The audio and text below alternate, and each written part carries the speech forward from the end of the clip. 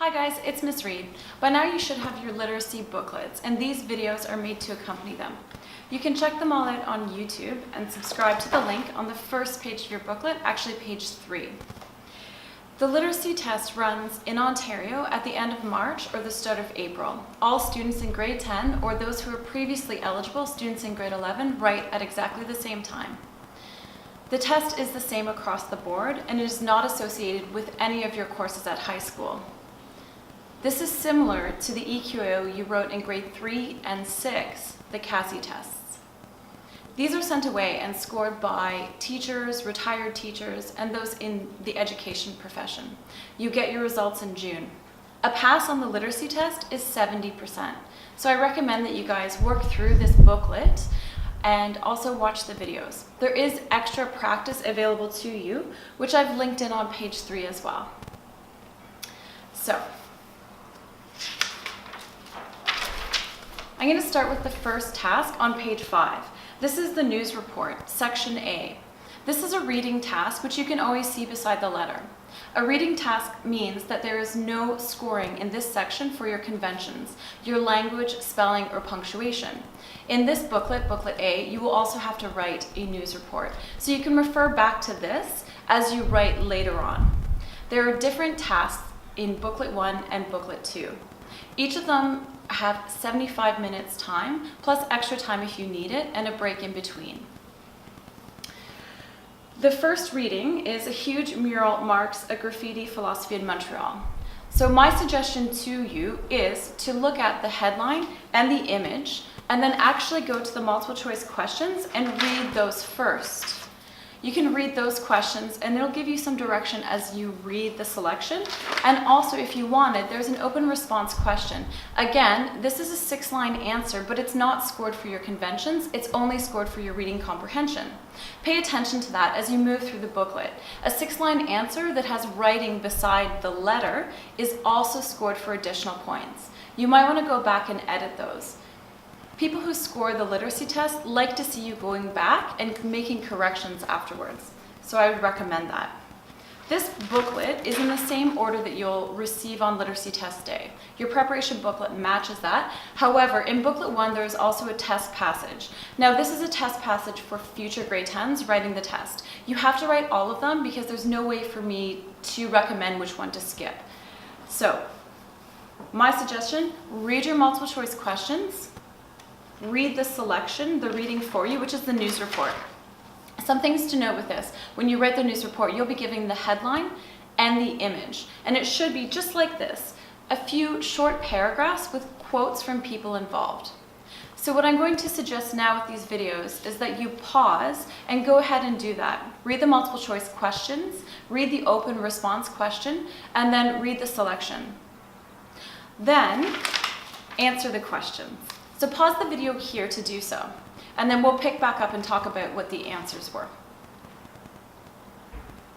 Okay, I'm going to assume that you pause the video. So, section A, multiple choice. For this, there's generally 5 or 6 questions. These are not all 1 point each. Questions are weighted differently, and that's not disclosed to us. Nor do you get a rubric or assessment criteria beforehand. I've included them in here from the scoring guide. And again, if you go to page 3, you can find other assessments, samples, answers, rubrics, or scoring guides for you if you wanted extra practice.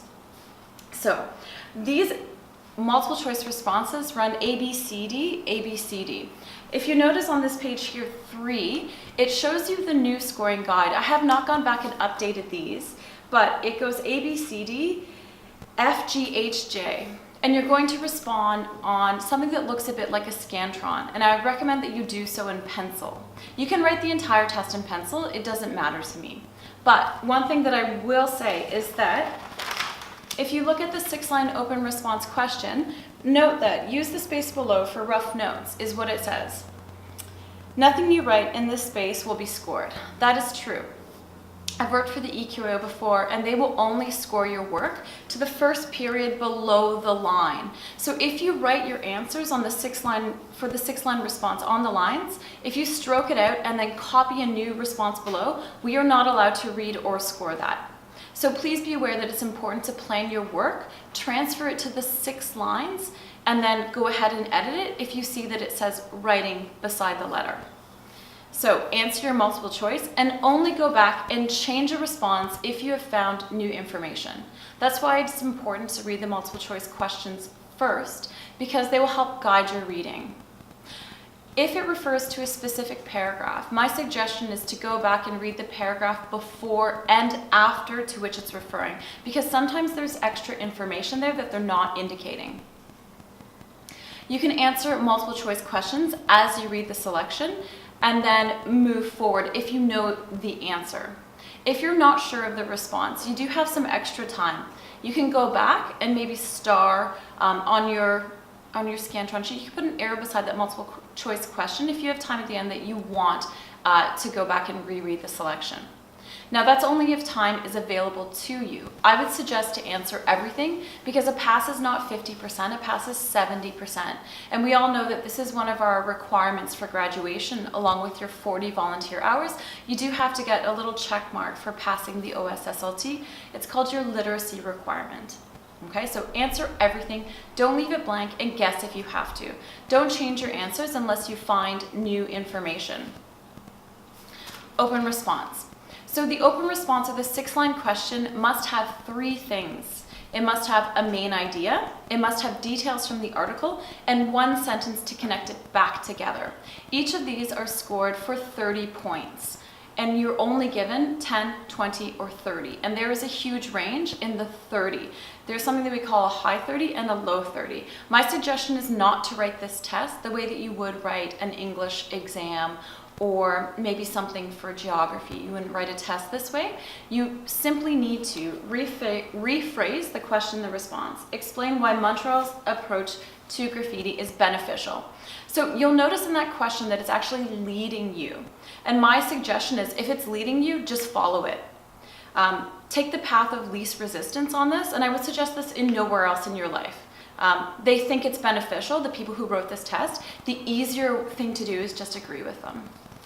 So explain why it's beneficial. Use specific details from the selection to support your response. So you can quote it or paraphrase it. That's step 2. Step 3 is going to connect those details back to the main idea. Now again, this open response question is section A, which is reading, so you do not have to go, you don't have to cite, you don't have to go back and edit this for language, spelling, or punctuation. None of that will be scored here. So make sure you have the 3 parts to your 3-part answer and then move forward. If you have written this, go back and check your multiple choice answers at the bottom of 9. I've given you some suggestions for answering the 6-line response as well on page 9, and then some checklists there for success criteria. My suggestion is to work through this booklet and score your answers. I've included the correct responses and the scoring guide on page 10, 11, and 12. There are sample student answers in this booklet. These are students that wrote the test previously in Ontario. The EQAO will redact anything that identifies the student or the school, so don't worry about that. Your answers will not be published on their website with identifiers. But these are student responses. Let's take a look at the scoring guide, which gives you an indication for the codes. Blank, nothing is written there. Or it is illegible. So in that case, we have to call over a supervisor who will confirm it. Please know that your responses are scored 3 separate times, and the scores are all giving it a level. And there is a quality check if there's a disagreement in those. So please know that there's a lot of time and effort put into scoring these and making sure that the test is fair. Off topic or incorrect. So this would be if you just wrote about how much you liked graffiti. That would be an off-topic response, or perhaps you wrote about the task. So actually, I'm sorry, that's an illegible. If you write like, this is silly, they will give you an illegible response, which is no points. So please be aware that commenting on the test will not benefit you. A code 10 indicates minimal reading comprehension. So you may have some of the main idea or some details, but you definitely don't have both there.